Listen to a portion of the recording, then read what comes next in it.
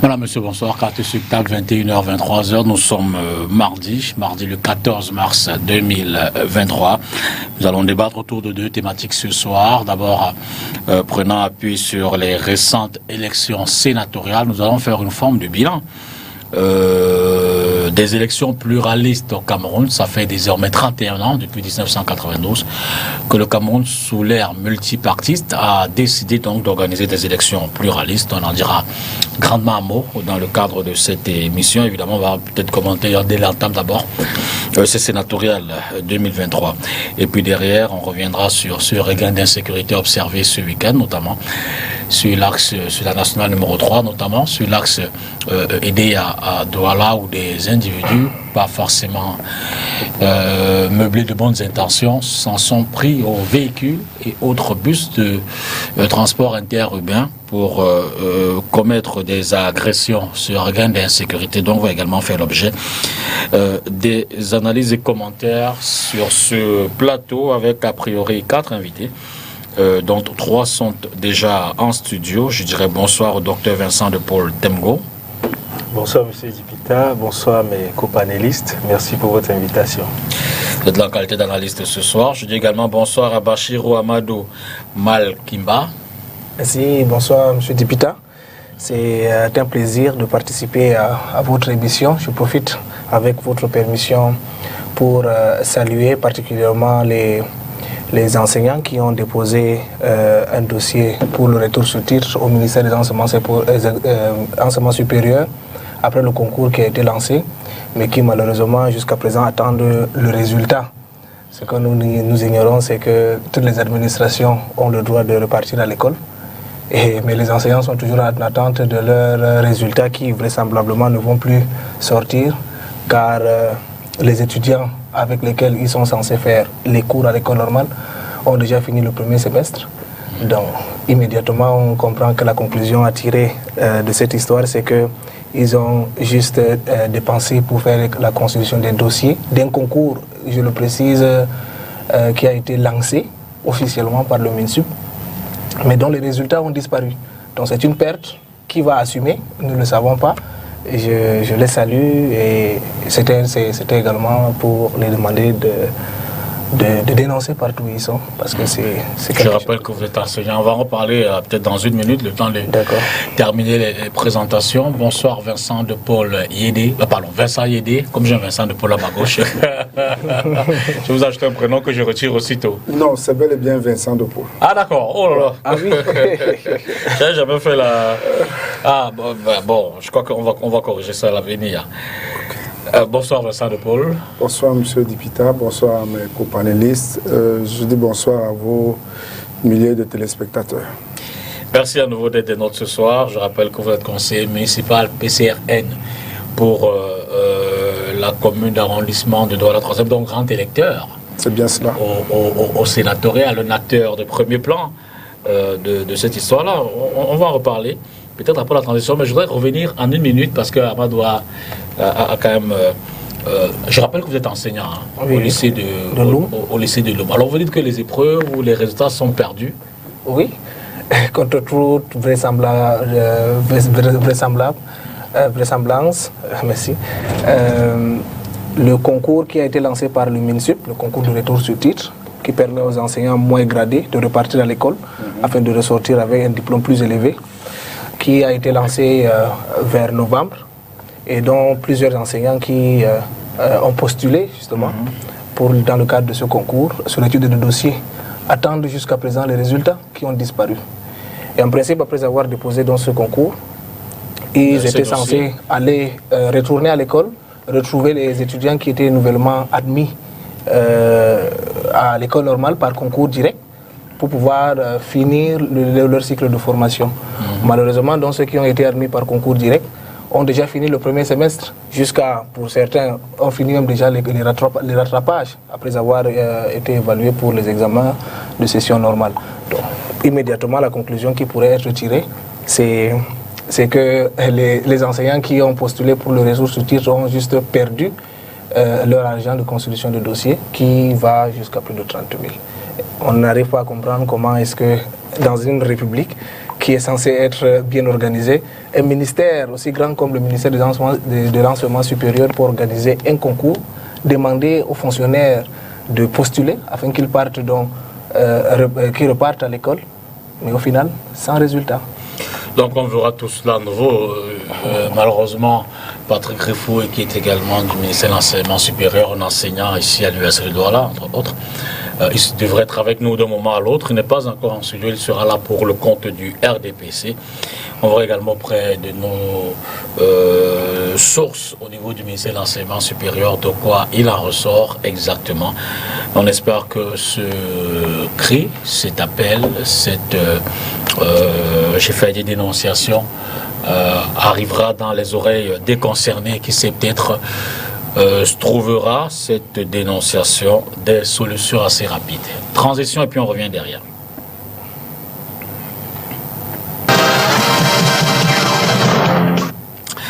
Alors Vincent de Paul-Idée, je commence peut-être avec vous, puisqu'on parle de la première thématique de ce soir, bilan trentenaire des élections pluralistes, 92-2023, on parle évidemment des élections, mais on va commencer par faire le point des sénatoriales. C'est un satisfecit général au regard de ce qui ressort à la clôture des bulletins, des bureaux de vote.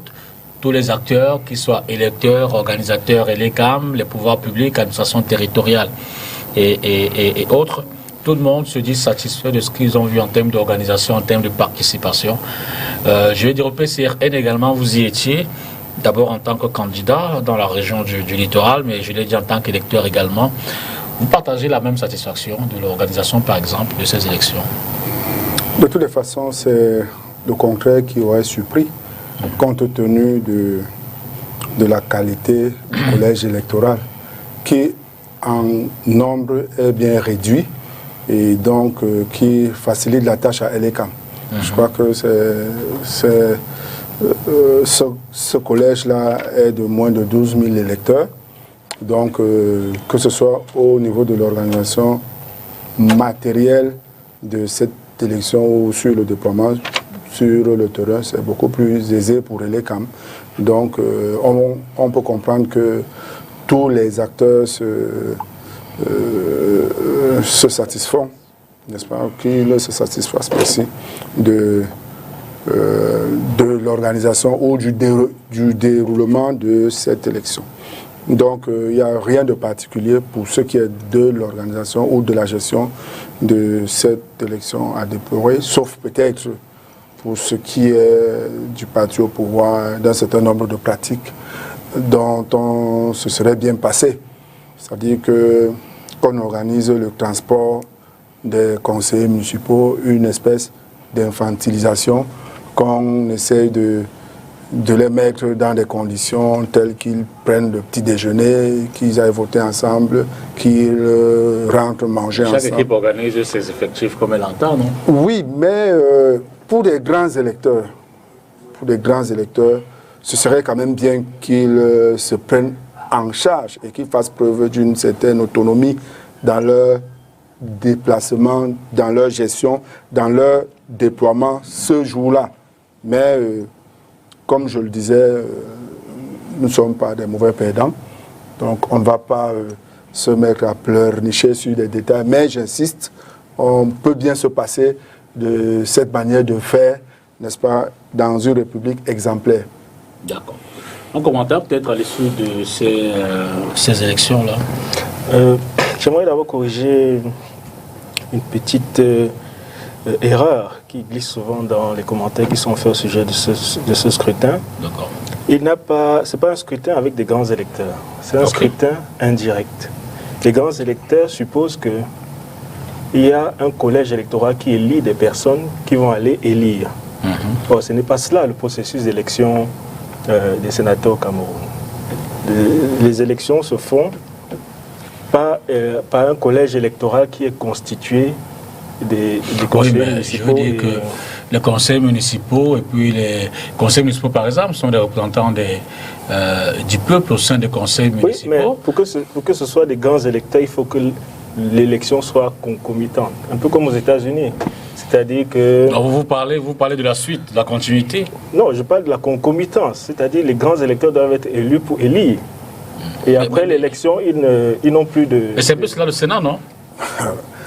Enfin, je ne sais pas quelle est la subtilité qu'il veut. Bon, peut-être que c'est une question de sémantique, mais effectivement, c'est une élection indirecte. Voilà. Et parce que le suffrage c'est des grands électeurs qui eux-mêmes sont élus par le peuple. Pour le conseil municipal. Voilà. Donc, ce processus, par exemple, c'est un processus qui a démarré en 2020. Voilà. Les élections sénatoriales, le processus a démarré en 2020 avec l'élection des conseillers municipaux qui finiront par élire. Ce sont des processus électoraux différents. Ce ne sont pas des processus électoraux assimilables. Non, mais il est entendu. La constitution du collège électoral par la loi électorale. Il est entendu que les conseillers municipaux qui sont élus à l'issue, je vais me redire, des élections municipales, sont ceux qui vont plus tard voter les sénateurs. Oui, en tant que collège. En tant que collège électoral. Oui, mais collège, dans ce cas, collège... Or, quand il y a grands électeurs, il y a d'abord le processus par lequel les grands électeurs sont élus pendant le scrutin sénatorial. Moi, je pense que ce qui fait un peu la différence dans votre entendement, c'est la durée. Disons que c'est une petite nuance. On va pas ici, c'est une question de programmation des élections. Exact. C'est-à-dire, si on revoyait le calendrier... Et qu'on remettait tout cela dans la même période... Ça se passerait exactement tel qu'il est en train de le dire. Je pense aussi. Bon, je vous laisse poursuivre. Mais là où je suis vraiment étonné, c'est que je n'ai pas bien compris pourquoi est-ce que certains partis d'opposition se sont rendus... ont participé à ce processus électoral parce que, bien évidemment, le RDPC avait la majorité pour ce qui est des conseillers municipaux et, bref, du collège électoral qui était censé élire les... Et la loi oblige les conseillers municipaux, bref, les électeurs à prendre part au scrutin. C'est une obligation légale. Oui, non, je parle de la représentativité dans le collège électoral du RDPC. Mais bon, on va se rendre compte que, encore une fois, le président de la République s'est positionné comme étant l'acteur central dans ce scrutin, parce qu'à présent que l'élection des sénateurs a tendance à donner une coloration monocolore au Sénat dans notre pays, le président donc, qui nomme 30 des 100 sénateurs, a donc la latitude pour pouvoir désigner parmi les autres partis qui étaient soit en liste ou bien qui sont représentés à l'Assemblée nationale, des personnalités qui vont siéger au Sénat. Et ça le positionne donc au centre du jeu politique et ça lui donne donc la possibilité ça lui donne donc la posture de l'homme qui sera le plus courtisé pendant cette période. Mais, malheureusement, on en arrive là à une situation qui n'est pas favorable à notre processus démocratique. Parce qu'il n'est pas acceptable qu'on se retrouve aujourd'hui encore, près de 30 ans après les premières élections pluralistes, à avoir un scrutin qui aboutit à une assemblée aussi importante que le Sénat qui soit uniquement composée des membres d'un seul parti politique. Alors, votre lecture de ces sénatoriales qui sont achevées ce week-end? Alors, personnellement, député, je ne suis pas étonné, je ne suis pas surpris.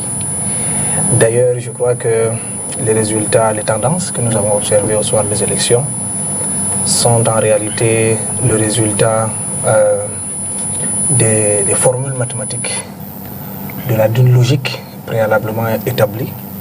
Parce que comme le docteur l'a soulevé tout à l'heure, parlant du collège, le RDPC était déjà annoncé gagnant. Alors, les élections sont en réalité une foire républicaine où les partis politiques deviennent comme, entre guillemets, des vendeurs ou alors des exposants. Et ceux qui votent, les votants, deviennent donc comme, entre guillemets, des clients. Ils apprécieront le produit. Alors, au cours donc de cette élection, on s'est rendu compte que dans cette foire républicaine, parmi les clients, il y a ceux qui sont même des vendeurs en réalité. Ça veut donc dire que c'est des collègues vendeurs qui viennent acheter auprès de leurs autres collègues vendeurs. Puisqu'en réalité, parmi ceux qui votent, en réalité je parle de votants, parmi les votants, la quasi-totalité, je n'ai pas peur de le dire, sont du RDPC. Ceux qui vendent sont du RDPC. Donc, il fallait assister à un miracle qui devait nous amener peut-être même à nous interroger sur les origines, peut-être même mystiques et autres, pour arriver à voir un parti de l'opposition gagner une élection. L'élection la plus attendue, les résultats les plus attendus étaient ceux de la région de l'Adamawa, où ça se jouait entre 10 conseillers, oui, entre le parti de l'UNDP, qui est ancré dans cette région. Vous le savez bien, l'UNDP contrôle beaucoup des communes, plusieurs communes dans la région de l'Adamawa. Alors c'est là où les Camerounais avaient des yeux braqués pour voir est-ce que l'UNDP ne va pas se laisser faire. Il était question de voir également est-ce que le commandement traditionnel va arbitrer peut-être pour une fois de l'inédit du côté de l'opposition. Parce que leur vote était essentiel, était très attendu, parce que c'est des votes qui pouvaient basculer les élections.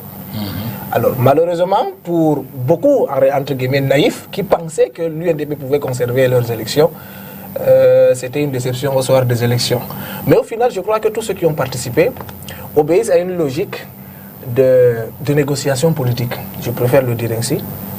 Parce qu'en réalité, personnellement, je crois que on ne peut pas comprendre comment un parti, je vais nommer par exemple certains partis comme l'ANDP dans la région de l'extrême nord, comment un parti comme l'ANDP qui n'a pas en totalité même 15 conseillers dans la région peut postuler à une élection sénatoriale. Comment un parti politique comme le PCRN, qui même par n'importe quelle alchimie ne peut pas prétendre avoir les résultats des urnes au soir des élections, peut aller à ces élections. Donc immédiatement, on conclut qu'il y a eu des négociations du genre, du chantage en réalité, où on dira à ces partis politiques, vous savez qu'on tient les 30 députés qui seront nommés. Et c'est notre chef qui le fait. Alors, pour qu'il y ait élection, donc, il va falloir qu'il y ait des participants, autrement dit des partis politiques qui doivent y aller aux élections. Alors, pour que vous soyez au Sénat, il faut à tout prix, et d'ailleurs, je suis convaincu qu'ils peuvent même leur dire que nous sommes prêts à vous donner même la caution qu'il faut payer. Je ne suis pas sûr qu'ils en ont donné, mais je suis convaincu qu'ils peuvent le dire. Il faut donc aller à ces élections pour qu'il y ait élection de toutes les façons, pour que le peuple sache qu'il y a eu élection et qu'il y a eu des candidats. Et la célébration de cette victoire devrait faire honte, parce qu'en réalité, il y a eu un monologue.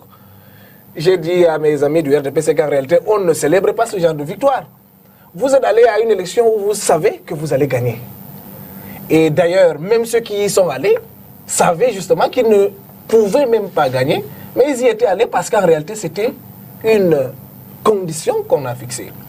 Il faut aller à ces élections pour espérer avoir des sièges. Et je vais vous dire quelque chose ici. Je suis convaincu que dans les 30 sénateurs, parmi les 30 sénateurs que le chef de l'État va nommer dans quelques jours, au plus tard en avril, je suis convaincu que 100% de ces sénateurs qui vont être ajoutés parmi les 30 pour apporter de la coloration, parce que pour le moment c'est un Sénat obèse, 100% RDPC, les partis qui seront représentés, c'est-à-dire les partis de l'opposition qui seront ajoutés, seront essentiellement des partis qui ont participé à ces élections. On comprendra donc la fin de ce deal. Donc c'est un deal qui prendra fin après les nominations. Le PCRN aura à coup sûr des sièges.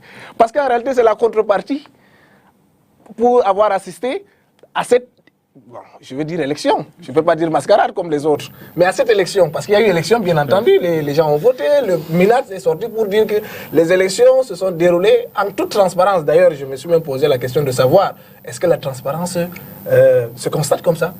C'est plutôt au Conseil constitutionnel, à mon avis, de trancher, parce que je suis convaincu. D'ailleurs, on n'est pas à la fin de la comédie. On verra des partis politiques qui vont introduire des dossiers de contentieux pour réclamer une annulation partielle, justement pour que les Camerounais aient l'impression qu'il y a véritablement une élection et que nous sommes allés jusqu'au bout pour se battre à gagner. Parce que c'est ça en fait. Donc, je crois donc, au final, moi je ne suis pas surpris, M. député. Ces élections devaient produire les effets qu'on a observés. C'est plutôt le contraire qui devait nous surprendre. Nous repartons à zéro. à zéro, mais plutôt avec un espoir. Un espoir, non, mais plutôt on régresse. Parce qu'en réalité, on quitte d'un Sénat où parmi les 70 sénateurs, il y avait au moins de l'opposition. Tout à l'heure, ce sera l'autre partie de cette thématique. Vous avez plus d'une fois interpellé le PCN. Heureusement, il est présent en espérant que le RDPC, à travers le docteur Patrick Refoué qui est invité ce soir et qui a un léger contretemps, involontaire, hein, il faut le préciser. Patrick Refoué nous a toujours fait l'amitié d'être là. Ce soir, c'est vraiment involontaire. On espère qu'il va nous rejoindre assez tôt. Alors, Vincent de Poliédé, marchandage. D'abord, on a vu que vous êtes satisfait, tout au moins, de votre score à travers un post, un tweet du président national Cabral Libye. Un score qui vous permet de rentrer au moins en possession de votre caution. Alors, vous dites, si je reprends un peu l'analyse qui vient d'être précédemment faite par Bachirou, marchandage qui, quelle qu'en soit l'issue, vous conduira au Sénat à travers les nominations que feront le président de la République, puisque la loi lui permet de désigner 30 sénateurs non élus. Écoutez, si on veut faire de la spéculation, tous les cas de figure sont possibles. Je ne pense pas que l'on vienne ici parler d'une espèce de négociation, de chantage qui a été fait. Non.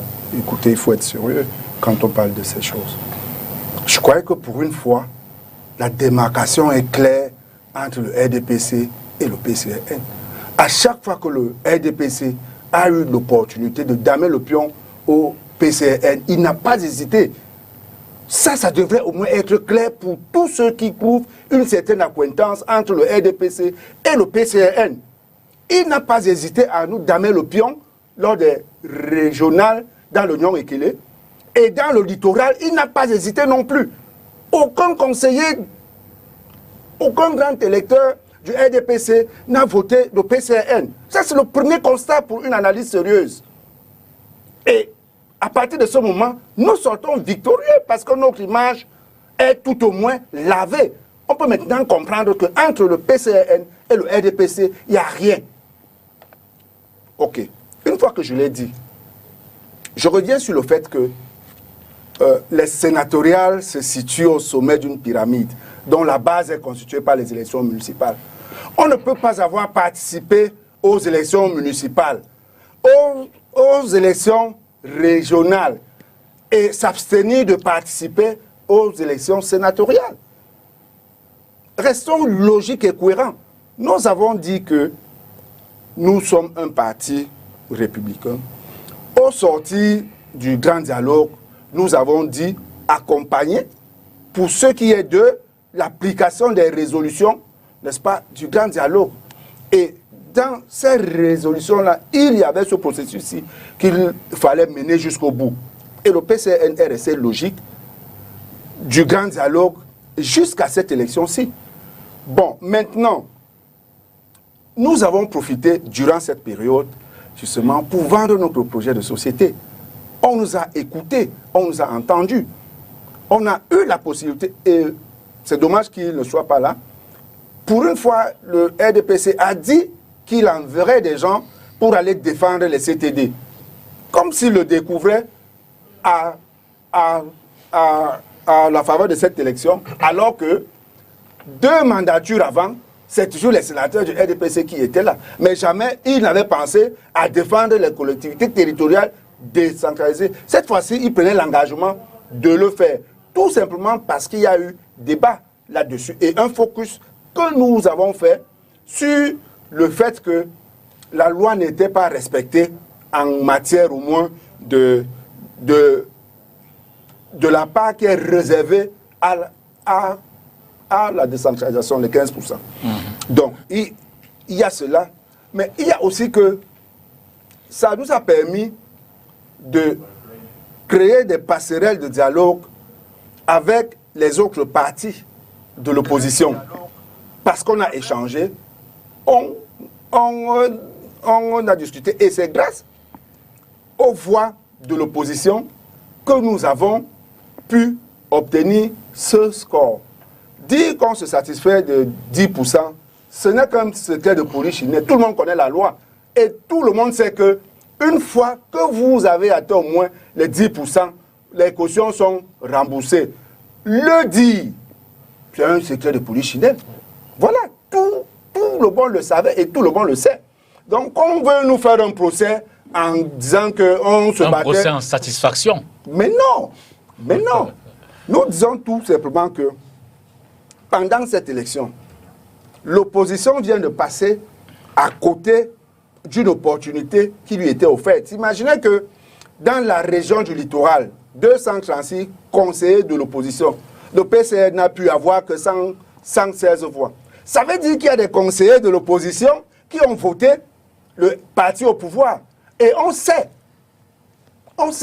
quels sont ces conseillers, de quel parti est-ce qu'ils sont. Encore une fois, vous ne ferez plus le procès au PCN. Puisque nous sommes dans une émission Vérité et Révélation, vous pourrez nous en dire aussi. Mais vous savez quels sont les partis dans la région du littoral de l'opposition qui avaient des grands conseillers. Je voudrais par exemple dire dans... J'avoue que Soko, là, moi, me joue des tours. Vous pouvez me rappeler ces partis? Commençons par la ville de Douala. D'accord. Alors, dans la commune de Douala 4e, Okay.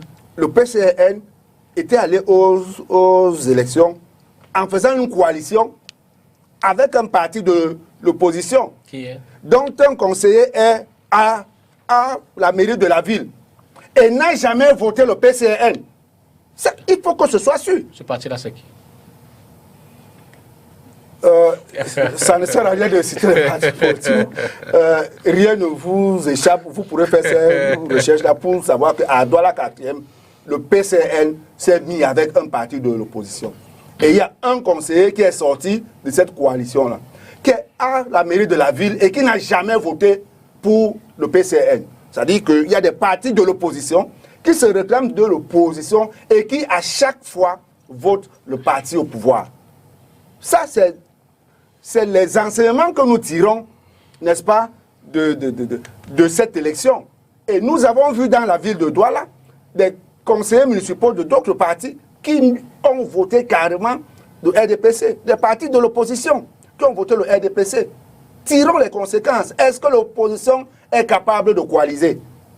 Est-ce qu'elle est capable de parler d'une seule et même voix? Qu'est-ce que ces partis gagnaient à ajouter des voix au RDPC alors qu'il était déjà majoritaire? Ça, c'est une analyse profonde que nous devons faire pour comprendre maintenant les raisons de l'échec de l'opposition. Si on peut en parler aujourd'hui, on peut maintenant rentrer voir pourquoi est-ce que l'opposition a toujours échoué. Même lorsqu'il n'y avait rien à gagner pour l'opposition, au moins faire preuve de solidarité vis-à-vis de l'opposition, ça manquait. Et puis, la sincérité n'y est pas. Ça va rejoindre la thématique profonde tout à l'heure, puisqu'on va faire une forme de bilan trentenaire des élections, qui évidemment va certainement constater le recul progressif de l'opposition, jusqu'à néant, on peut le dire aujourd'hui, avec un 100% du parti au pouvoir. Alors pour revenir peut-être sur et terminer cette phase, vous voulez réagir à nouveau? Oui, on va d'abord laisser Vincent de Paul le dire également. Cette phase, avec cette participation justement de l'opposition, dont Bachirou par exemple, et certains autres, estiment qu'il s'agissait davantage, au regard du nombre des électeurs du parti au pouvoir, il s'agissait davantage de jouer la partition de la nomination des sénateurs lorsque le président viendrait à, comme le prévoit la loi, à nommer cela. On a pu voir par exemple à l'Ouest que certains députés SDF, moi je cite, n'ont pas forcément voté un parti de l'opposition. Ça a été le cas également dans d'autres localités, pour d'autres partis de l'opposition. On a par contre vu le PCN soutenir le FDC dans l'Union Ekele. Oui, c'est donc, alors, au regard de cela, est-ce que l'enjeu justement pour ces partis, comme le dit Bachirou, n'était pas participant même si on perd, sachant que derrière on aura des sénateurs nommés? Bien, c'est là une équation qui est un peu très simple. Okay. Réfléchir de la sorte et penser que cela peut contraindre le président Paul Biya, c'est un peu ignorer la manière de procéder de l'homme. il n'y a aucune disposition dans la loi électorale qui contraint le président de la République à désigner les sénateurs nommés dans une catégorie de la population ou bien en prenant systématiquement les personnalités qui auraient participé aux élections sénatoriales. Ce qui lui donne la latitude d'engager un processus qui pourrait servir un certain nombre d'intérêts qui ont échappé aux partis politiques, qui avaient ces intentions-là. Vous savez, quand on est dans un processus électoral, la séduction est l'arme la plus utilisée. Des émissaires peuvent venir vous convaincre que votre participation aux élections sénatoriales pourrait attirer l'attention du président de la République. C'est à vous d'y croire ou de ne pas y croire. Mais si vous avez la conviction que cela va aboutir à la nomination d'une personnalité de votre parti comme sénateur, c'est que vous n'avez pas compris la nature du régime, qui est un régime qui a bâti sa pérennisation sur l'équilibrisme.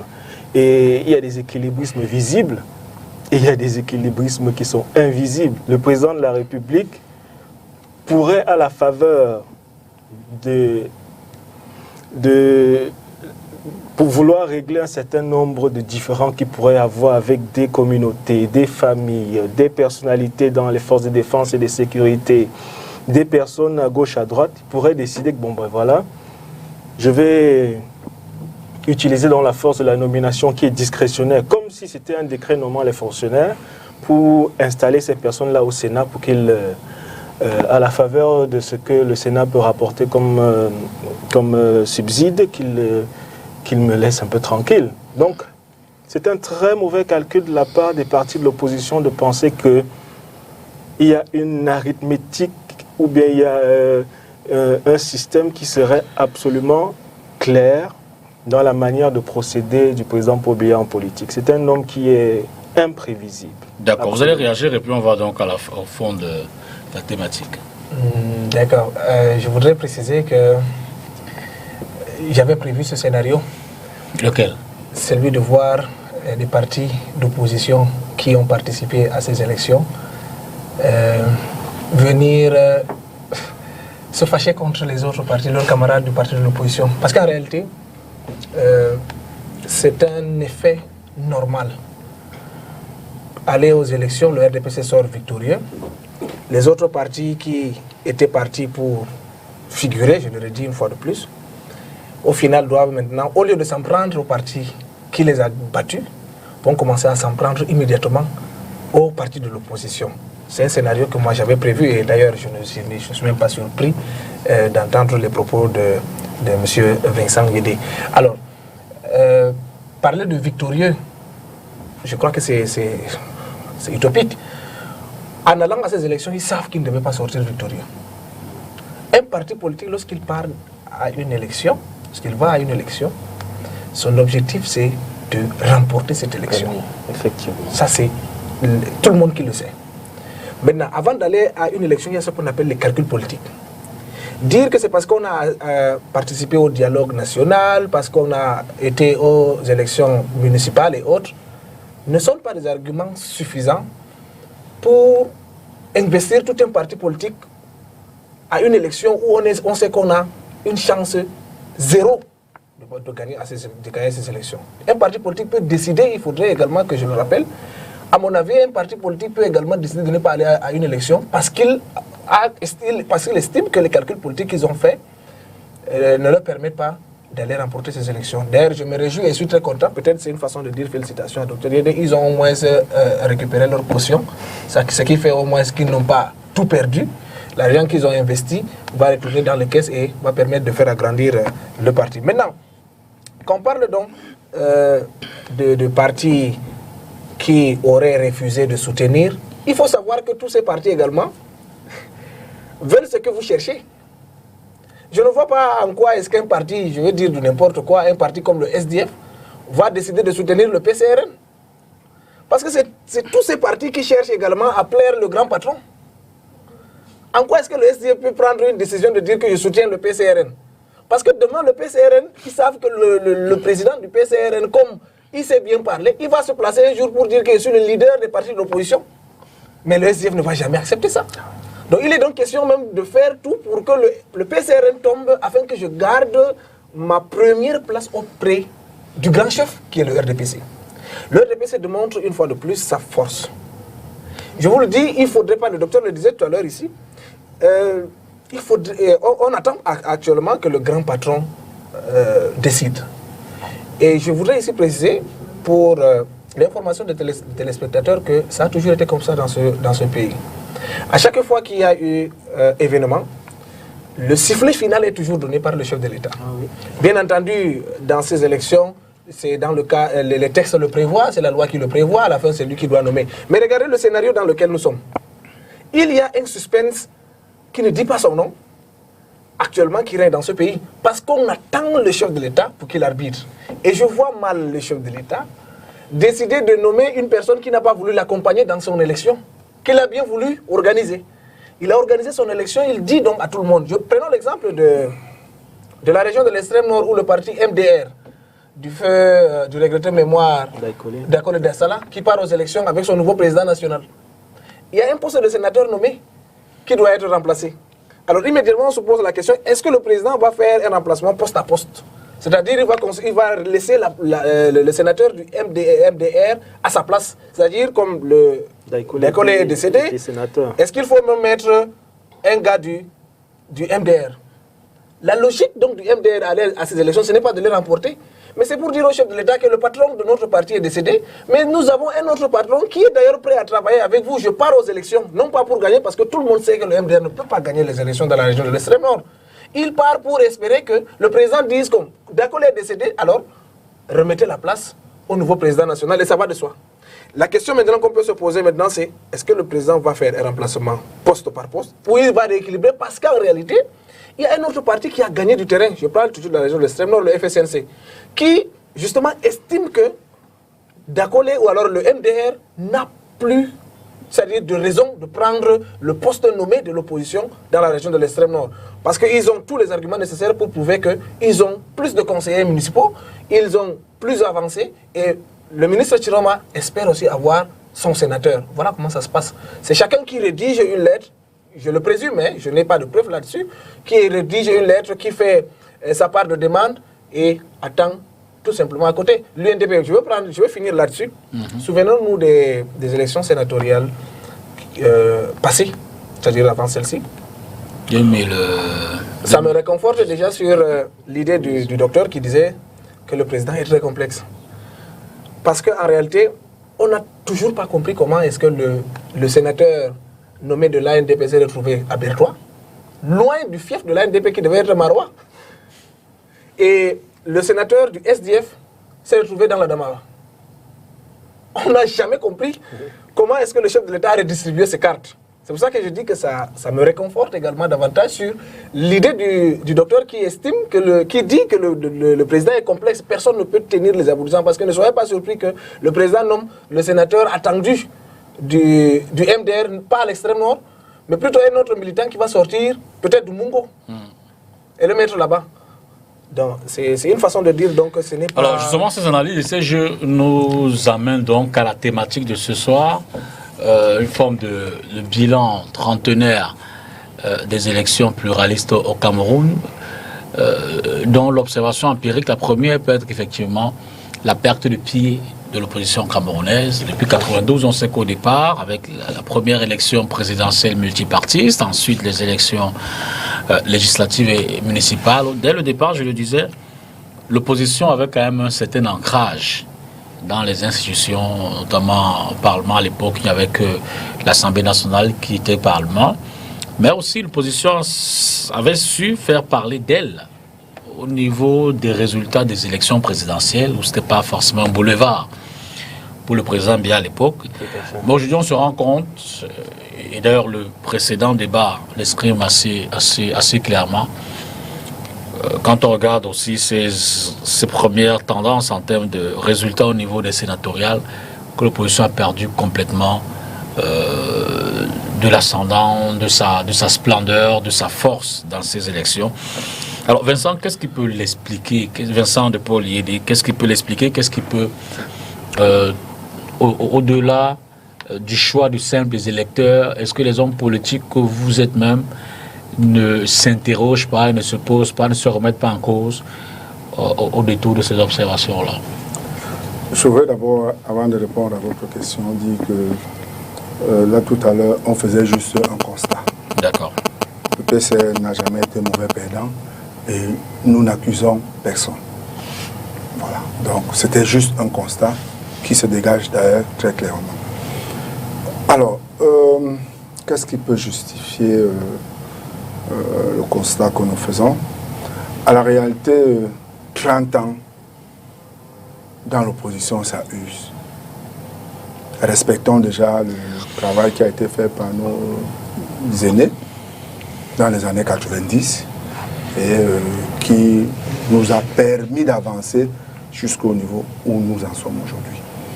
Il faut également dire que le président de la République a pesé de tout son poids, n'est-ce pas, grâce à l'appareil qu'il avait pour récupérer les parts. C'est lui qui parlait des clients là tout à l'heure, si je peux emprunter à son jargon, les parts de marché qu'ils avaient perdues lors des premières élections. Ils se sont donc évertués à regagner ces parts de marché en utilisant à des moments le chantage, le marchandage et plein de choses qui ont permis justement que nous recouvrions là. Mais l'opposition aussi a une grosse part de responsabilité là-dedans. Il a dit quelque chose dans son discours là, tout à l'heure, que je prends en mon compte, c'est que dans l'opposition, il y a des luttes de leadership qui perdurent. Les gens, jusqu'à une certaine époque, et on entend toujours ce langage-là aujourd'hui, se contentent d'être leader de l'opposition et se battent même d'ailleurs pour être leader de l'opposition. Ça n'a pas de statut, ça ne change pas la vie des Camerounais. Ça ne permet pas d'accéder au pouvoir. Mais il y a des gens qui se confortent dans cette situation. Donc, l'opposition camerounaise, 30 ans après, on se rend compte qu'elle a été domestiquée. C'est-à-dire? Elle n'est plus dangereuse pour le pouvoir. Ceux qui ont commencé la lutte dans les années 90 sont tous aujourd'hui essorés. Pour la plupart, d'autres sont décédés, usés même par l'âge et par un certain nombre d'événements de la vie. Il y a donc nécessité aujourd'hui de redonner un souffle nouveau à l'opposition. C'est à ce moment-là qu'on va dire que c'est une chance pour le Cameroun que l'honorable Cabral soit intervenu dans les années 2018 et vous voyez très bien qu'il anime la scène. Ah oui. Le souhait, c'est que, comme lui, d'autres nouvelles figures émergent pour que, ensemble, ces figures-là puissent travailler parce que ceux qui ont été jusqu'alors, chaque fois qu'ils se sont mis ensemble, ça s'est achevé par des trahisons. Au point où il n'est plus possible de penser qu'ils puissent encore se mettre ensemble aujourd'hui. Il faut des nouveaux hommes qui ont une vision, qui sont d'une même génération, qui puissent se mettre ensemble pour travailler pour le Cameroun, pas pour se positionner. Parce qu'il faut aussi dire que à la faveur de cette élection, on a vu des gens qui se battaient pour eux-mêmes. Même des grands électeurs qui marchandaient leur place, négociaient pour voter pour les uns et pas pour les autres. C'est des choses qu'on ne devrait plus voir. Les grands électeurs du parti au pouvoir ou alors de l'opposition camerounaise? Tous, que ce soit du parti au pouvoir ou de l'opposition. Ça interpelle donc sur la qualité des élus. Et c'est là où il y a la responsabilité des partis politiques qui vont investir des candidats pour qu'ils investissent des personnes convaincues.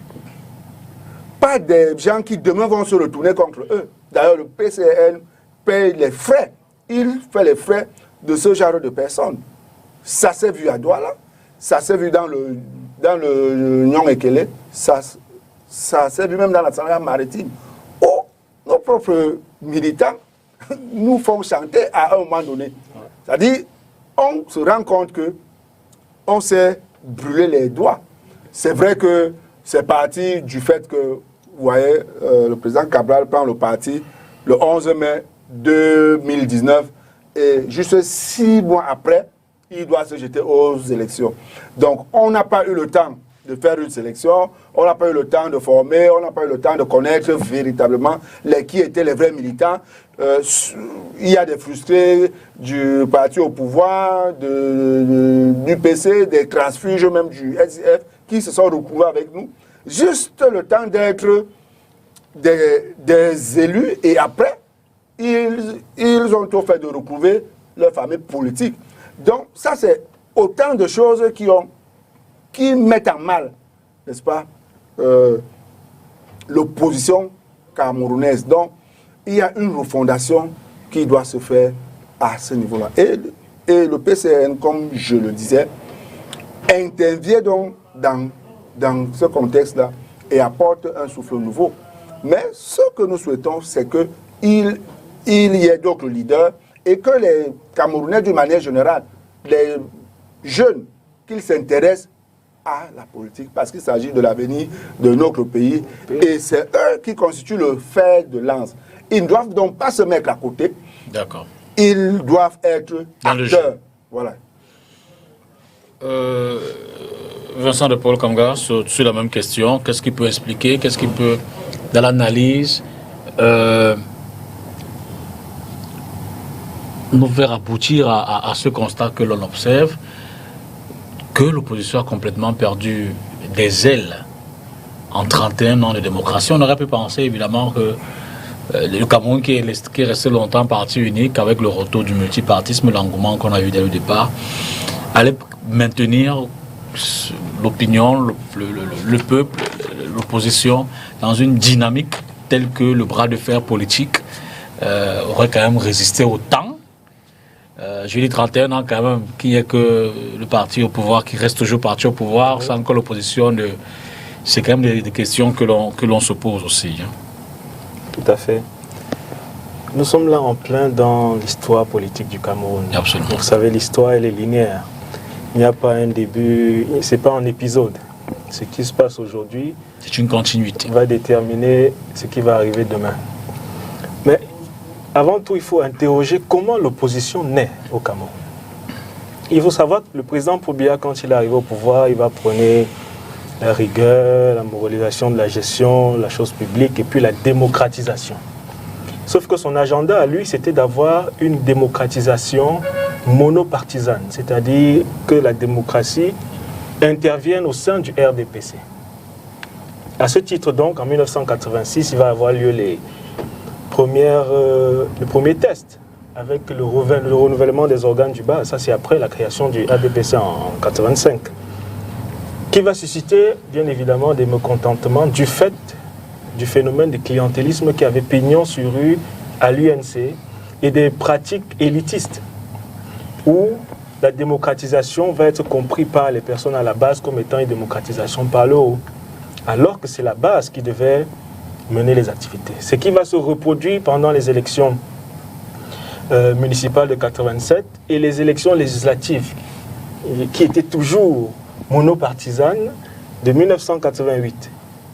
Ce sont les mécontents de ces processus-là et les personnes qui vont perdre espoir en quelque sorte dans le président Paul Biya parce qu'il s'attendait à ce que ce soit quelqu'un qui ait quand même certains points et qui tienne le parti et qui soit capable de frapper du poing sur la table pour éviter qu'il y ait ce phénomène de reproduction élitiste et de fief que les barons du régime Aïdjo, qui sont devenus aussi barons du régime sous le président Paul Biya, imposent aux militants à la base. Il ne va rien faire. Et ce sont ces mécontents qui vont donc constituer le noyau de ce qui au Cameroun va s'appeler opposition. Ils vont bien sûr rejoindre les acteurs qui étaient dans la société civile, et les personnes intellectuelles qui avaient pris des distances par rapport au jeu politique pour constituer ce qu'on va appeler en 1992 la coalition de l'opposition. Donc, voilà comment... C'est d'abord la coordination, je crois, la coalition. La coordination de l'opposition. Voilà comment est-ce que... La coalition avait après. L'opposition. C'est-à-dire que nos opposants à l'origine avaient déjà une maison mère qui était le RDPC. Je dis ça de manière triviale pour que ce soit compris aisément. Alors, qu'est-ce qui se passe? Il y a les premières élections pluralistes en 1992, depuis les élections législatives. Et ces barons d'hier du RDPC vont devenir les principales personnalités qui vont occuper les postes à l'Assemblée nationale, et en les réunissant, je veux dire les partis de l'opposition, ils avaient la majorité.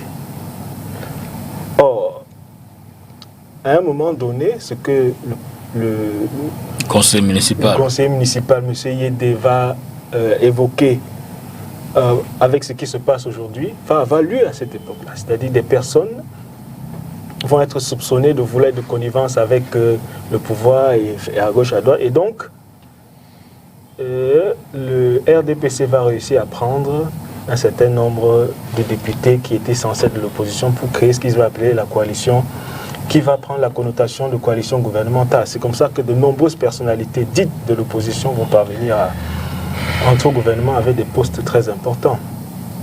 Donc, on voit là qu'il y a déjà une première étape qui a été biaisée et que la conscience des opposants de notre pays, de ce qu'ils sont déterminants en tant qu'opposants dans le jeu politique et le maintien dans notre pays d'un pluralisme politique compétitif, va complètement éclater. Ça va être biaisé.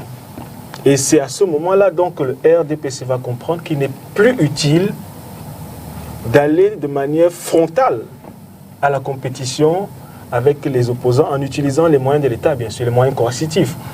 La méthode qui va être mise en place, qu'on va baptiser la démocratie apaisée, c'est une méthode de séduction. Et cette méthode de séduction va petit à petit donc... Elle n'est pas rentrée dans les oreilles de sourds. elle a réussi à séduire. Voilà. Donc, c'est comme ça que les personnalités clés des partis politiques qui avaient du poids dans l'opposition vont être happés par le pouvoir, qui va créer le concept de coalition gouvernementale pour que ces personnes-là gardent toujours la coloration de leur parti politique. Et c'est à ce moment-là qu'à chaque fois que le président de la République, je veux dire le pouvoir, réussit à vider un parti politique de son capital politique, il évince la personnalité et il la remplace avec un parti politique qui assoit le vent en poupe, ou bien une personnalité qui en a marre d'être opposant rigoureux. Donc, c'est comme ça que l'opposition au Cameroun va à la fois, sur le plan interne, être en incapacité de prendre la mesure de leur importance dans l'histoire du pays pour se maintenir comme étant une alternative crédible. Et de l'autre côté, le pouvoir va se rendre compte qu'en fait, il avait affaire à des personnes qui étaient ses pupilles. Il était l'origine de ces personnes-là. Ces personnes étaient avant dans le RDPC. C'est cela qui peut expliquer le phénomène du déclin de ce qu'on pouvait appeler en 92 partis d'opposition, mais qui à la longue va se réduire à 2 ou 3 partis, c'est-à-dire le SDF, l'UDC et l'UNDP, on peut dire ça comme ça, alors que les autres partis, eux, vont carrément, il y avait en 1991, après la loi sur les libertés politiques de 90, de décembre 91, il y a plus de 71 partis qui vont être créés. Mais au fur et à mesure, on va se rendre compte que ces partis-là vont disparaître de l'espace public, etc. Et aujourd'hui, qu'est-ce qu'on constate? On constate que même les plus radicaux, comme le SDF, ont été domestiqués.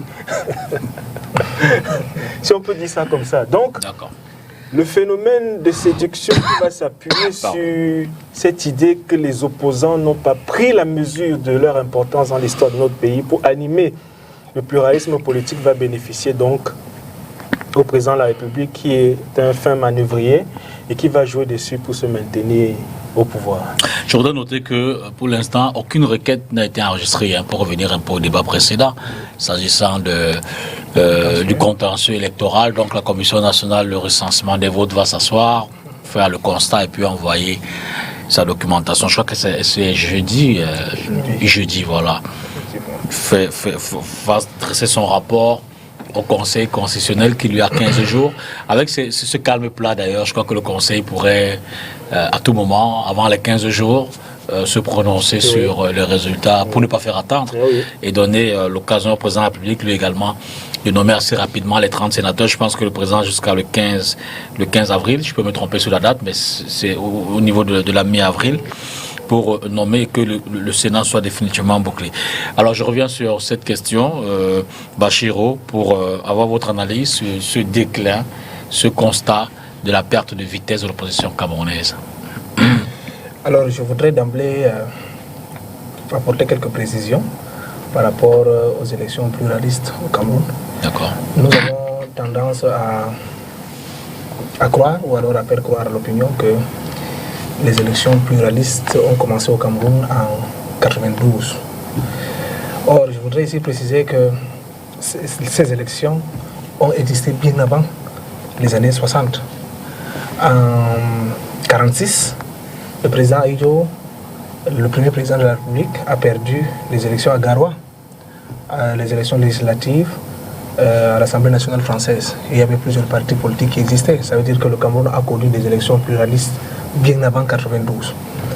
C'est en 1947 qu'il est admis à l'Assemblée nationale territoriale, également par voie d'élection. C'est pour dire donc que le Cameroun ne fait pas un premier test en 1992, comme on a l'habitude de le croire. Donc c'est une pratique qui est vieille au Cameroun. Et je peux dire que les élections qui s'étaient déroulées donc auparavant, c'est-à-dire dans les années 40, dans les années avant 92, étaient en réalité même peut-être mieux organisées même que ce que nous observons actuellement, parce qu'il était quand même inimaginable de voir comment un puissant Aïdjo perdre à Garoua. C'est une façon de dire que c'était des élections quand même libres, entre guillemets, qui se déroulaient avant, jusqu'à 1966, lorsque le président Aïdjo a réuni donc tous ces partis pour créer ce qu'on appelle l'UNC. Et je précise également que depuis la Constitution de 60, la Constitution de 60 n'a jamais parlé explicitement du parti unique. Il est clairement dit dans cette Constitution que tous les partis politiques concourent aux élections. Et maintenant, c'est dans les faits qu'ont constaté le parti unique. C'est pour donc dire que, pour être donc en harmonie avec la loi de la République, le Cameroun a toujours été un État où il y a eu des élections pluralistes. Maintenant, on peut, dans le texte, bien entendu, maintenant on peut donc commencer à s'interroger maintenant dans les faits, est-ce que ça a respecté autre. Mais il est indéniable également on ne peut pas refuser le fait que c'est à partir de 92 qu'il y a eu véritablement donc bien après 66 jusqu'à 92, il y a eu véritablement le retour effectif des élections au Cameroun. Élections pluralistes. Élections pluralistes, bien entendu. En 85, le RDPC n'est pas... Je ne fais pas partie malheureusement des personnes qui pensent que le RDPC est créé en 85. Non. Le procès verbal de la conférence de, je crois, Bamenda était clair. Il s'agit plutôt du changement de la dénomination du parti. On n'a pas dissolu l'UNC en 85, mais on a plutôt changé la dénomination du parti. C'est pour dire donc que jusqu'à présent, le RDPC, c'est la souche en réalité, a pour souche plutôt l'UNC, l'ancien parti. Donc quand on célèbre l'anniversaire du RDPC, je l'ai toujours dit, en réalité le RDPC n'est pas... Je voulais vous dire que vous savez que ça fait partie de tout un débat. Hein. Absolument. Alors, pour revenir donc... Il y a ceux qui sont pour la thèse de dire que le RDPC est né en 85. Il y en a qui, comme vous, pensent que c'est une continuité dans la vie politique de ce parti-là. Bon, en réalité, chacun a des arguments, mais nous, on a les faits qui sont clairs avec des preuves. Alors, à partir donc de 90, je rejoins là dans l'analyse de 92, je rejoins dans l'analyse du docteur, qui précise qu'en réalité, tous ceux qui se sont détachés pour créer les partis d'opposition, en réalité, étaient issus d'une même branche. L'UNC-RDPC. L'UNC-RDPC. Alors, il était donc question pour le nouveau président, entre guillemets, c'était le nouveau président, il est investi en 82. 92, il décide d'ouvrir, c'est le terme qui était utilisé en ce temps, le jeu politique. Parce qu'en réalité, l'héritage qu'il avait promis en ce temps, c'était de laisser un Cameroun démocratique et prospère. Alors immédiatement, cette volonté politique s'est traduite donc par la naissance d'autres partis politiques d'opposition, parce qu'il faut préciser que même avant, il y avait des partis politiques d'opposition comme l'UNDP et autres qui étaient d'abord déjà créés. Alors immédiatement, des partis d'opposition vont naître, parce qu'il faut d'abord, dans un premier temps, dans mon analyse, je crois, dans un premier temps, il faut accompagner le chef de l'État dans sa mission, celle de vouloir avoir des partis politiques créés. C'est ce qui est fait. Les partis sont nés. Maintenant, à partir de 92, les élections pluralistes ont été organisées. Et immédiatement, l'effet surprise s'est réalisé. Il y a eu un choc, parce qu'il y a eu coalition de l'opposition et qui a même secoué le pouvoir central, qui a, à un moment donné, a failli faire regretter au président de la République le pourquoi il a ouvert le débat politique au Cameroun. Alors, la justification de ce point de vue, c'est le fait qu'il y a eu régression de bons résultats, entre guillemets, des partis d'opposition à partir de 92. C'est ça qui justifie le fait que, d'après moi, le chef de l'État a vu qu'il a même regretté pourquoi il a laissé les gens là aller aux élections. Parce qu'il a été véritablement secoué, et je crois que ça n'a jamais encore été comme le cas. À partir de 92, je crois après encore il y a eu des élections, jusqu'à nos jours. On n'est qu'en train de régresser. C'est peut-être en 2018 que Maurice Kamto a un peu secoué, mais de toutes les façons, il n'a même pas atteint la moitié de ce qui a été fait en 92.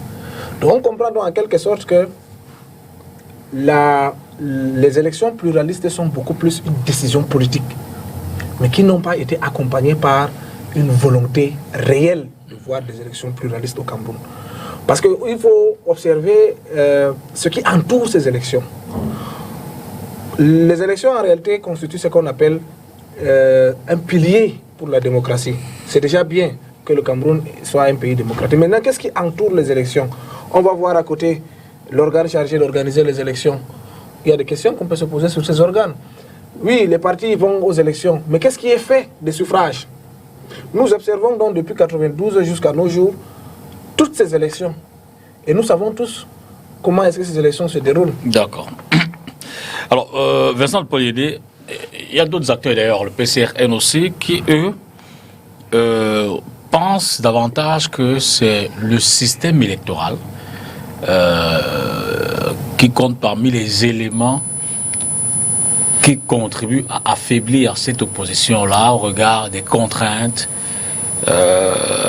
disent-ils, mises en place par tous ces mécanismes depuis 92. Bachir relevait un élément tout à l'heure, que depuis que le président de la République ou alors le pouvoir s'est senti menacé à l'issue de l'élection présidentielle de 92, il a été instauré comme un mécanisme pour empêcher l'opposition de davantage faire de meilleurs résultats, qui pourrait être l'une des raisons qui aboutissent à ce constat que l'on fait aujourd'hui. Alors, je le disais, vous êtes dans une coalition avec d'autres partis politiques, UMS, UDC, MRC, SDF, MP, et j'en oublie certainement, pour revoir cette question du système électoral-là. À ce stade, d'abord, quel niveau êtes-vous, et pour vous, quels seraient donc les éléments fondateurs, si on prend de ce point de vue-là, cet argument, quels seraient les éléments marquants qui font croire que le système électoral fait partie des blocages à l'émulation d'une démocratie, je ne vais pas dire parfaite au Cameroun? Alors, je vais dire quelque chose de très simple. D'accord. On sort d'une élection sénatoriale. Si on applique une proportionnelle dans la région du littoral, le PCN a eu 11%, le RDPC 89%. Ça voudrait dire que les représentants qui partent de la région du littoral doivent être proportionnellement représentés. On n'applique pas de proportionnel à cette élection. Si on le faisait au municipal, je prends un petit exemple où à Kribi, nous perdons avec l'écart d'un d'un seul point. Si on applique la proportionnelle dans ce conseil, il y aura le RDPC, il y aura le PCRN. Donc, rien qu'au niveau de la proportionnelle qui est appliquée, il y a un problème. Dans les autres pays, ce n'est pas ce genre de proportionnel qu'il y a au Cameroun qui est appliqué. Si on le faisait, je dis que tous les arguments que nous déployons ici, qui tendent à démontrer que l'opposition est faible et a disparu, seraient battus en brèche, parce qu'on la retrouverait partout. Et on aurait donc plus de représentants de l'opposition. Mais la proportionnelle qui a été instituée, 50% d'abord, plus le reste, n'est pas favorable à l'expression démocratique. Donc, si on modifiait tout simplement cette disposition-là, vous verrez que le paysage pourrait changer. Donc, il y a effectivement un problème avec le système électoral. Mais au-delà de ce système électoral, nous pensons également que les partis politiques de l'opposition ont une grosse responsabilité pour ce qui est de la mobilisation des électeurs. Les élections qui ont conduit à ces sénatoriales ont eu un taux de participation global de moins de 40% en 2020. C'est-à-dire que si les citoyens camerounais avaient participé à cette élection, les résultats auraient été différents. Et nous n'en serions pas là aujourd'hui. Le parti au pouvoir fait voter tous ses militants et sympathisants, qu'il marque d'ailleurs à la culotte. Donc, tous ceux qui ne viennent pas voter, c'est ceux qui ne sont pas marqués politiquement. Qu'est-ce que l'opposition fait pour séduire ceux-là? Ou alors, qu'est-ce qu'elle fait pour que ceux-là ne viennent pas participer aux élections? C'est un travail que l'opposition doit faire. C'est ces luttes intestines entre les partis d'opposition. C'est tout ce qu'on dit là, le discours que ces partis tiennent et qui ne convainc pas ces Camerounais, cette majorité silencieuse qui n'est pas pour le pouvoir en place, mais qui ne se sent pas convaincu par l'opposition au point de se mobiliser. Donc, c'est un facteur qui amène l'opposition à s'interroger. Et là, on peut comprendre parce que ceux qui se sont retrouvés dans l'opposition dans les années 90, en dehors de ceux qui venaient de l'extérieur, qui étaient déjà des militants de l'UPC, tous les autres étaient des dissidents du RDPC, qui ne se retrouvaient plus à un moment donné, qui ont été lésés et ont fait le choix de créer des formations politiques.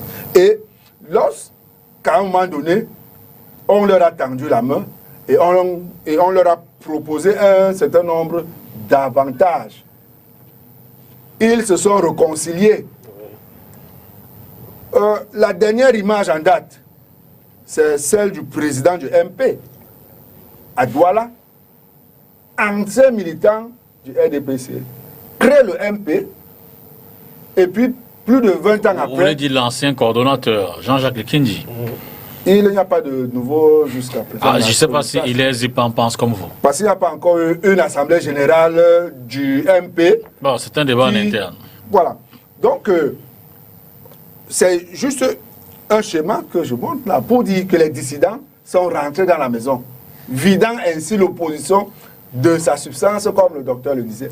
Il est donc important que les jeunes qui n'ont pas été à l'UNC, qui n'ont pas été au RDPC et qui ont des convictions solides se lancent en politique. Ceux-là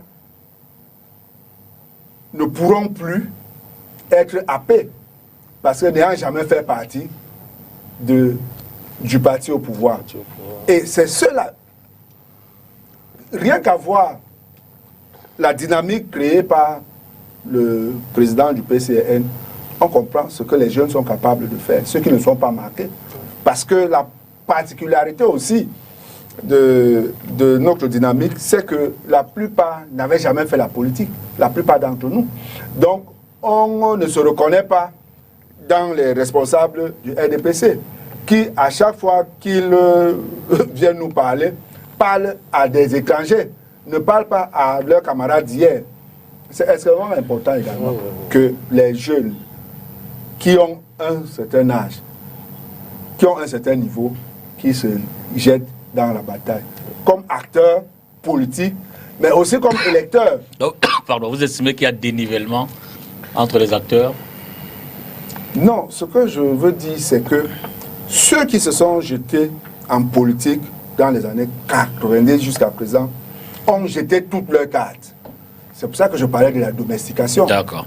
Maintenant, il faut des nouvelles personnes qui viennent avec une nouvelle dynamique pour faire bouger les choses. Vincent de Paul, justement, si on interroge les responsabilités de ce déclin tout à l'heure, la question d'entrer avec M. Yédé, c'était de savoir si le système électoral en lui-même ne fait pas partie de ces éléments. Il a développé d'autres aspects. Vous direz quels sont les responsables ou alors s'il faut dégager les responsabilités de ce déclin de l'opposition, quelle en serait-elle? Je pense que la première responsabilité revient aux personnalités politiques qui se sont proclamées opposants au Cameroun. Parce que c'est un devoir, quand on s'engage comme ça là, et qu'on réussit à fédérer autour, derrière soi, une masse critique de personnes qui sont parvenues en 1991 à paralyser le pays pendant des mois, quand on parvient ainsi à imposer au plan du président Paul Biya qui voulait une démocratisation monopartisane, une démocratisation pluraliste, vous savez que c'est un homme qui change difficilement d'avis. Quand vous parvenez ainsi donc à imposer le déroulé des premières élections pluralistes au Cameroun après 1966, et que vous allez aux élections présidentielles et vous réussissez à être véritablement coude à coude avec le candidat du parti au pouvoir qui avait et la machine de l'administration territoriale qui organisait les élections à l'époque et l'élite locale et les forces coercitives, quand vous parvenez à réaliser de tels exploits, ça veut dire que vous avez réussi à créer un précédent dans l'espace politique et ça veut dire que vous êtes en capacité de pouvoir d'une manière ou d'une autre changer positivement la manière dont la politique est faite dans le pays. Mais qu'est-ce qu'on a eu à constater? Comme je l'ai expliqué tout à l'heure, malheureusement, des personnalités ont jugé bon de privilégier d'abord l'accès, comme l'a dit M. Yédé, l'accès à des facilités à travers des postes politiques, des postes dans l'administration et des postes ministériels. C'est ça qui va convaincre le président de la République de ce qu'il était inutile de vouloir démanteler l'opposition par une confrontation directe. La méthode a changé, mais si les acteurs politiques, même en dehors de toute coalition, étaient clairs sur le fait que la compétition politique doit se faire dans notre pays dans un cadre pluraliste où des personnes de l'opposition expriment une alternative crédible, une alternative qui soit basée sur des idéologies claires, parce que c'est inutile d'avoir beaucoup de partis politiques qui expriment tous la même chose. Il faut qu'il y ait des partis politiques qui aient des thématiques qui varient en fonction des enjeux contemporains de la nation et des questions de l'heure qui sont susceptibles d'influencer durablement la vie des citoyens. Si ils sont en capacité de faire cela, ça veut dire qu'ils vont... Ça veut dire qu'à l'époque, là, il y aurait eu plutôt l'inverse, c'est-à-dire qu'ils auraient conquis petit à petit des bases et des espaces qui leur échappaient jusque-là. Mais on a assisté malheureusement à ce qui est arrivé. Mais il faut aussi rappeler que ils ont, comme avec le MRC en 2018. En 2020. 2020, oui, exact. En 1997, les candidats de l'opposition ont décidé de boycotter les élections. Et ça a conforté de manière naturelle la prépondérance du parti RDPC dans les institutions, que ce soit à l'Assemblée, que ce soit au gouvernement. Et le retour a été particulièrement difficile. Ce qui veut dire que le boycott, c'était vraiment pas une bonne idée. Mais ce qui est linéaire dans le propos que je voulais mener, c'est que les acteurs politiques auraient dû prendre conscience de leur importance dans l'histoire de notre pays. Ils auraient dû comprendre qu'il y avait quelque chose qui était en train de se faire et que c'était à travers eux que c'était en train de se faire. Et c'est normal que M. Flambeau-Gayab, dans son livre L'opposition camerounaise, termine son propos en se posant la question, mais qui a trahi?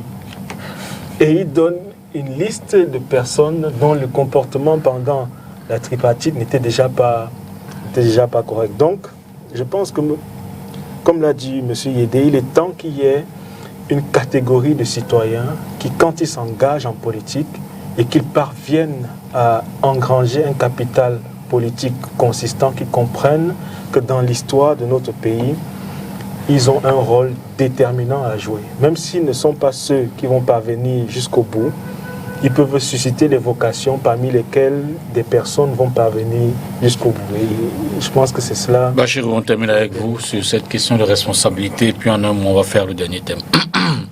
Alors, je vais dire ici que le pouvoir ne se donne pas. Je répète ce qui est connu.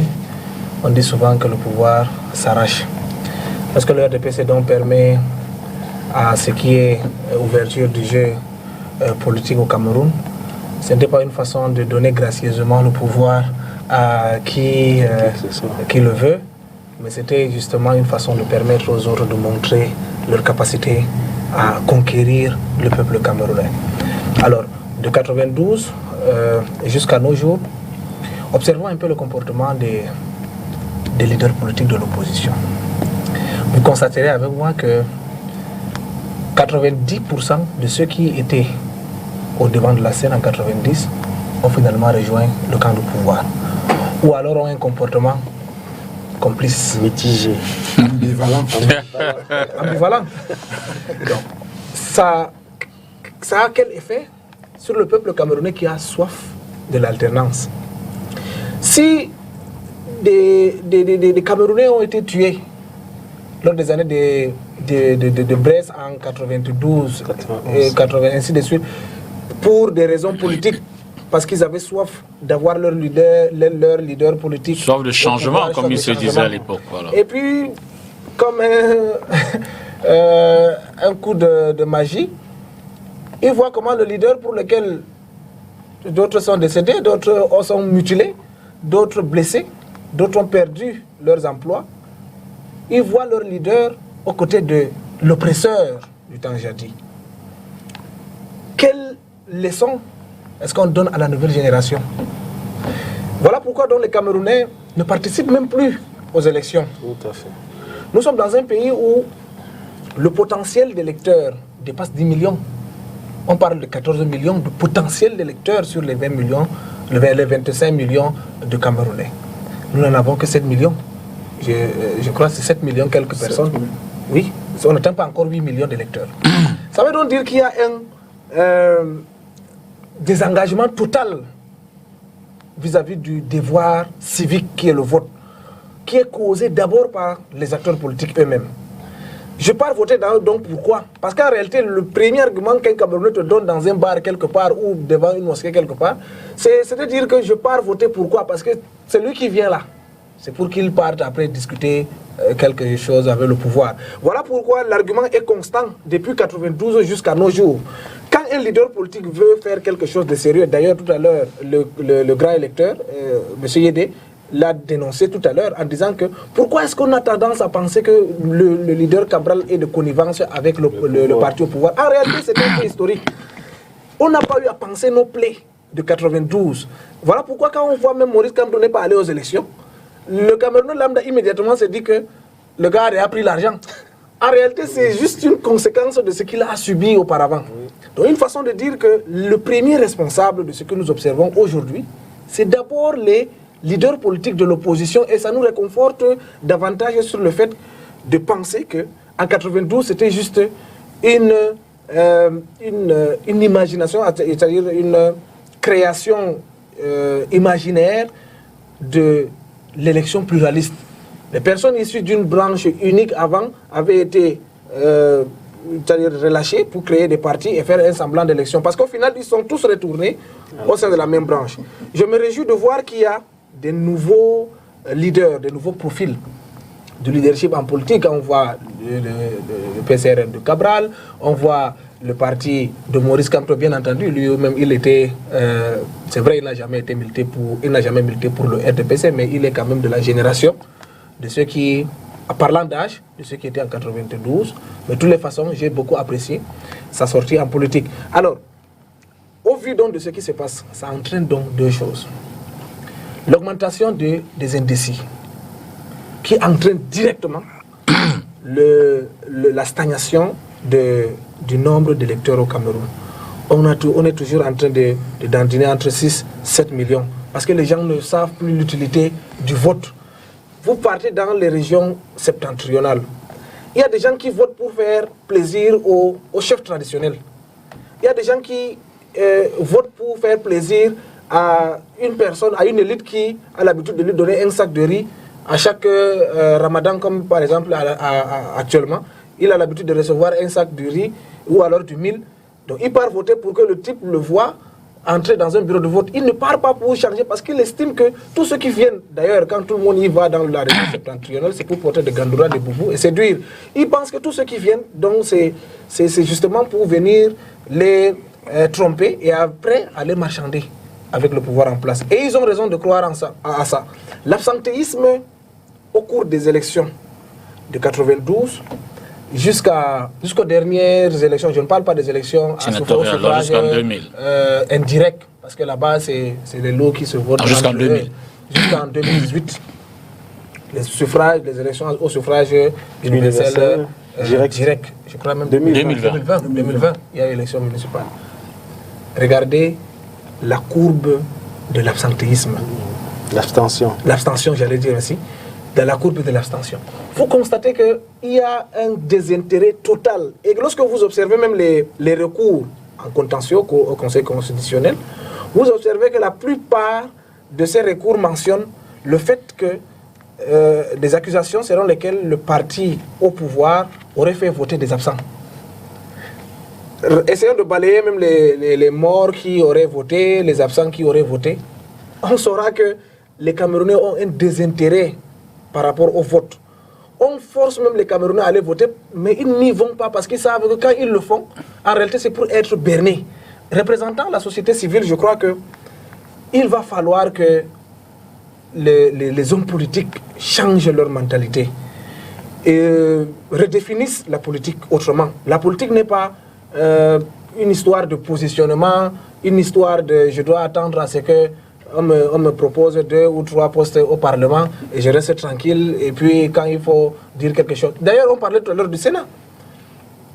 Qu'est-ce que le Sénat a produit? Il faut donc poser ce genre de questions. On a des élections, mais en réalité, je dis même que l'alternance n'est pas obligatoire. Tant qu'il y a élection. Parce que si le président de la République, le président Paul Biya, est élu normalement, il n'y a pas de problème, c'est les Camerounais qui l'ont voté.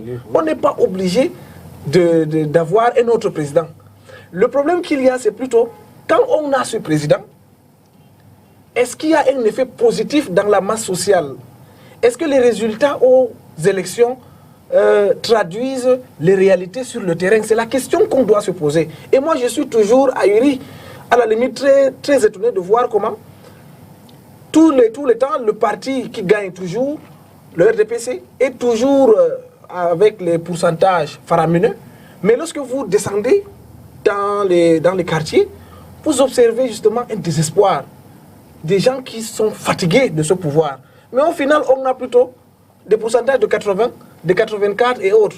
Ce qui nous laisse penser justement qu'il y a une complicité entre les acteurs politiques, qu'il n'y a pas un réel jeu politique au Cameroun. Je ne suis pas le seul à le penser. Les organisations internationales l'ont dit.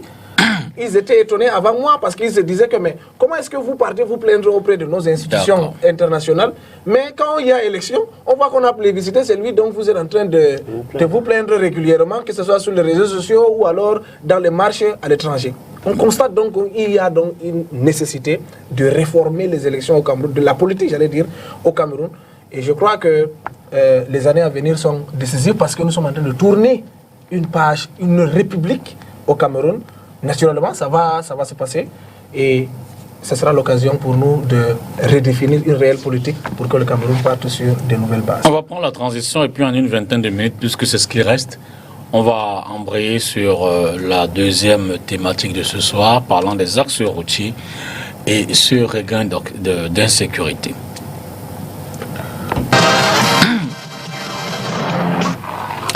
En termes de regain d'insécurité, il faut peut-être dire qu'on parle davantage de ce qui s'est passé sur l'axe aidé à Douala, sur la nationale numéro 3 ce week-end, dans la nuit de samedi à dimanche, notamment avec un certain nombre d'individus qui s'en sont pris aux véhicules et autres bus de transport interurbain, avec des pierres fracassant des pare-brises de ces véhicules-là.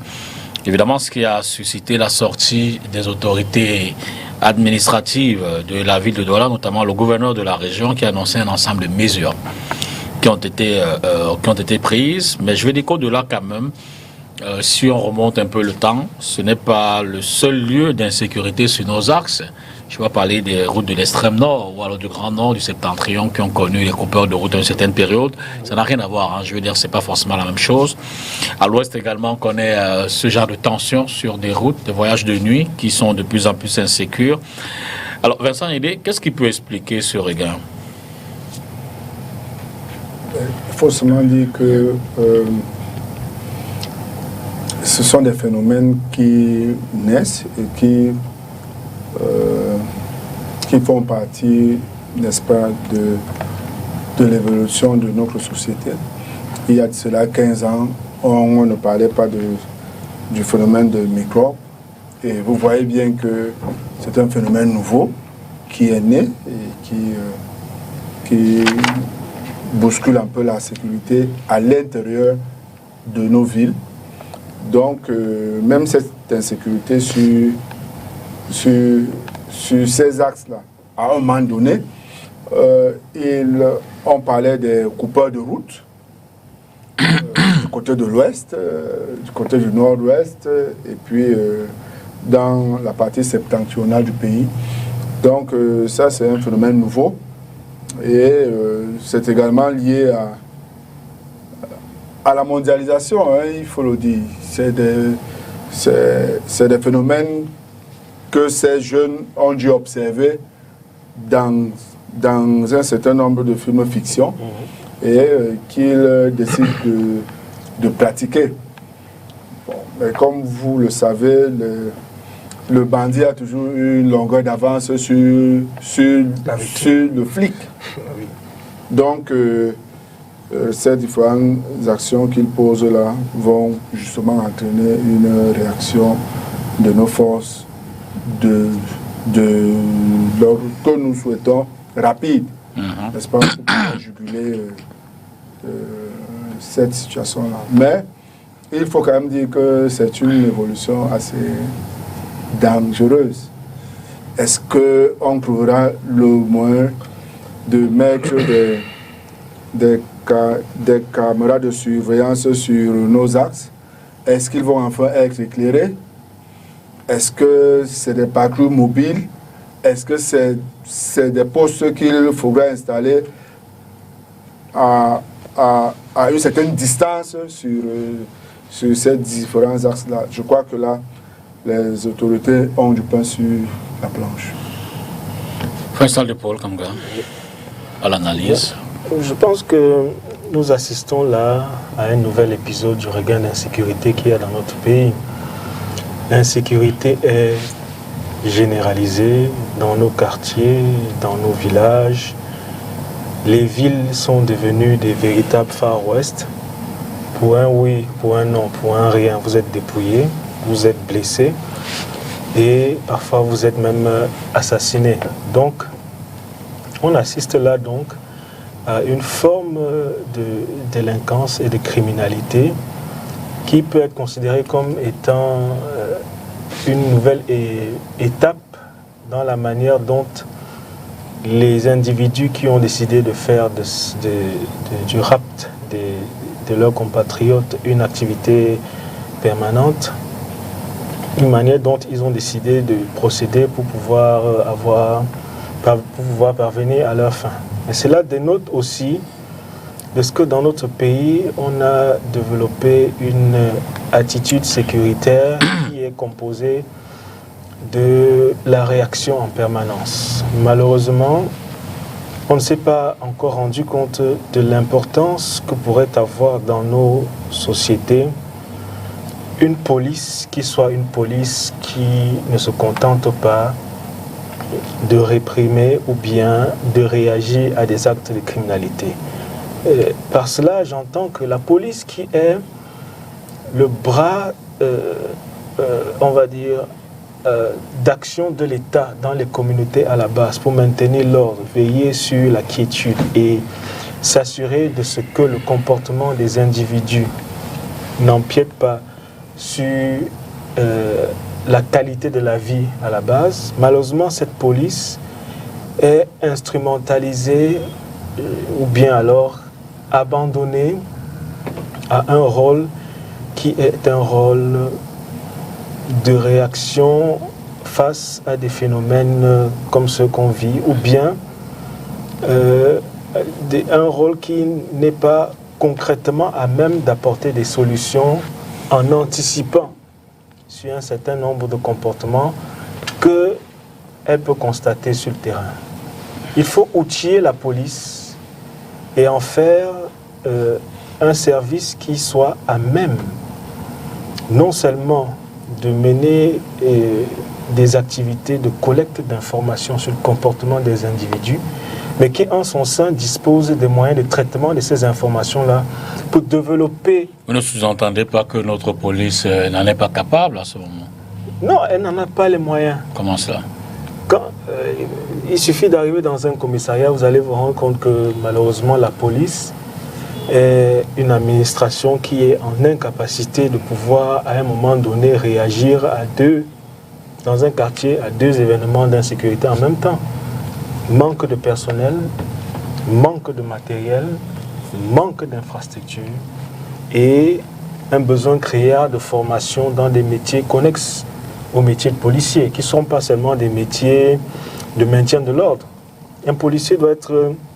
Parce que les policiers vivent les communautés. Ils observent les comportements des individus.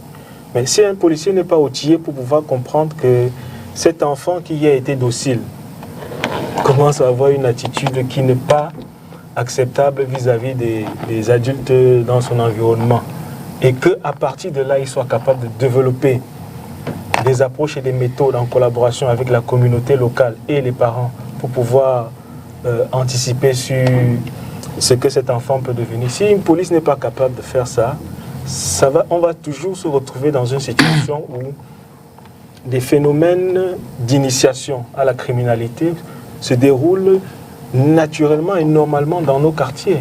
Or, c'est la police qui devait, parce que c'est elle qui est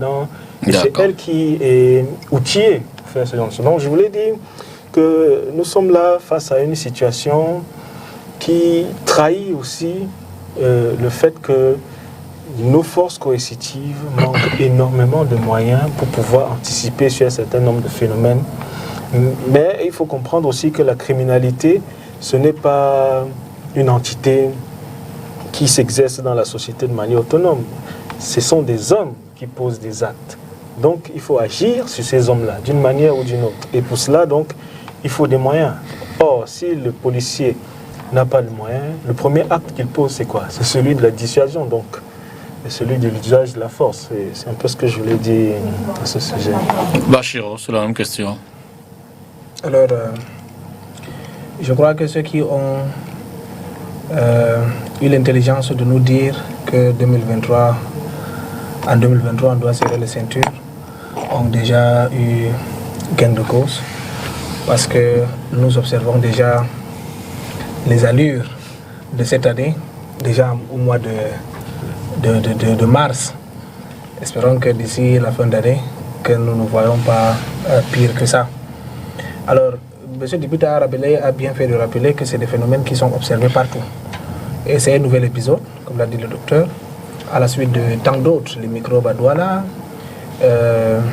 également les coupures de route entre Ngaoundéré et Garoua, notamment au lieu de Gouna. C'était les mêmes pratiques, des personnes non identifiées stoppaient des bus en fin d'année 2022, dépouiller les passagers de leurs biens. Il a fallu l'intervention du BIR pour remettre de l'ordre dans ce carrefour, puisque Gouna c'était à un carrefour que ça se passait. Alors, ce qui s'est passé donc sur la route de Déa et également, je crois, à Bafia, sur la route de l'Ouest, par là partant de Yaoundé, est une conséquence de ce que nous observons du chômage. Parce que voyez-vous, moi je vois à ces actes une intelligence qui s'est développée grâce à l'inertie, grâce au chômage. C'est-à-dire que quand j'ai vu ça, je suis resté, je me suis dit que mais qui a inspiré ces jeunes de cette nouvelle technique? On peut croire que les jeunes peuvent utiliser des armes, faire des choses qu'on avait déjà vues, mais se placer, utiliser tout son talent, appris peut-être à l'école, au lancer de poids, pour nuire à des honnêtes citoyens dans des véhicules. C'est-à-dire c'était une imagination que je me suis dit que mais s'ils utilisaient leur intelligence pour plutôt servir l'État, mais le Cameroun devrait vraiment avancer. Mais après je me suis rappelé que nous sommes dans un pays où on nous a appelé à la résilience, où chacun doit rester là où il est, attendre son tour. On a l'habitude de dire ATT. Alors, c'est une manifestation donc de cela. Vous voyez les microbes, vous voyez cette délinquance qui ne fait qu'augmenter. Le travail est loin de nous, plusieurs mots, on l'a dit. C'est à force de rester à la maison. Les moyens, c'est-à-dire les besoins sont énormes. Que ces jeunes également réfléchissent sur une autre forme pour gagner de l'argent. Alors, lorsqu'on parle de la police, je suis d'accord, les policiers font un travail exceptionnel pour la sécurité. Je prends l'exemple de Douala. Et je suis d'accord également qu'il y a un problème de moyens.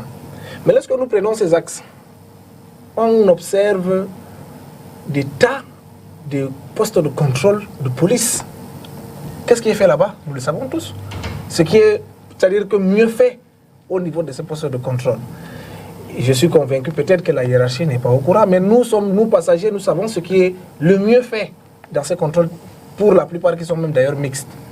Donc on aimerait donc voir d'abord dans un premier temps ces policiers, c'est-à-dire faire plus d'efforts pour encadrer ces périmètres concernés.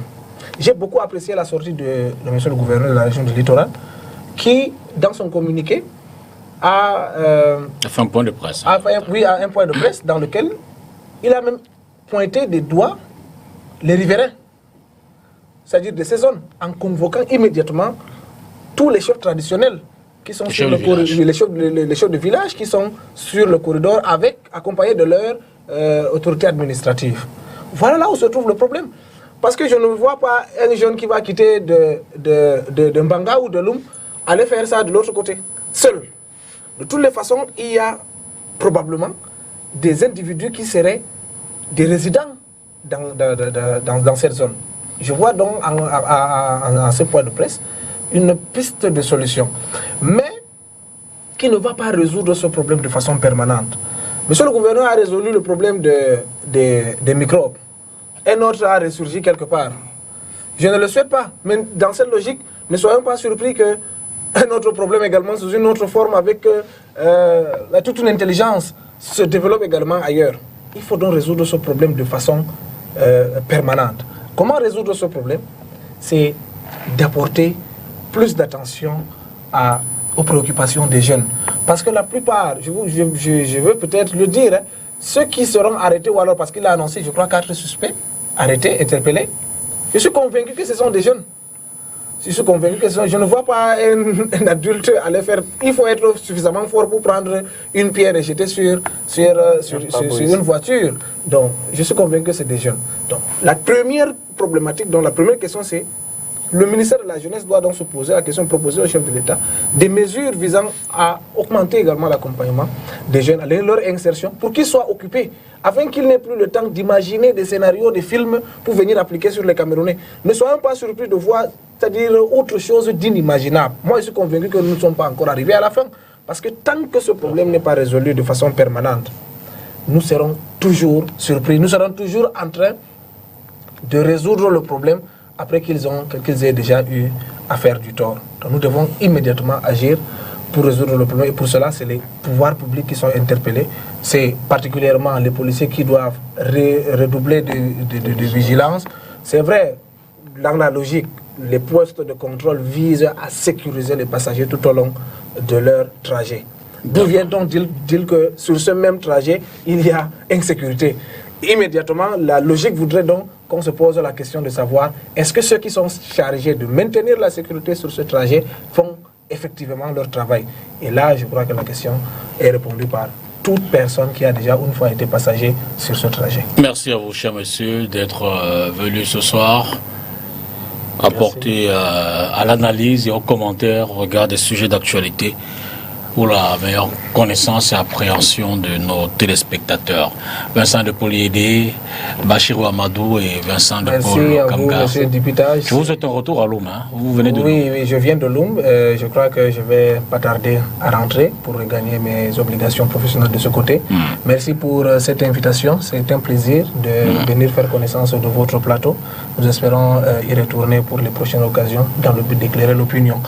Loum, c'est à 2 minutes d'ici. Vous serez souvent là. Merci à vous à la maison d'avoir regardé cette autre édition de Cartes sur table. Bonsoir et à mardi.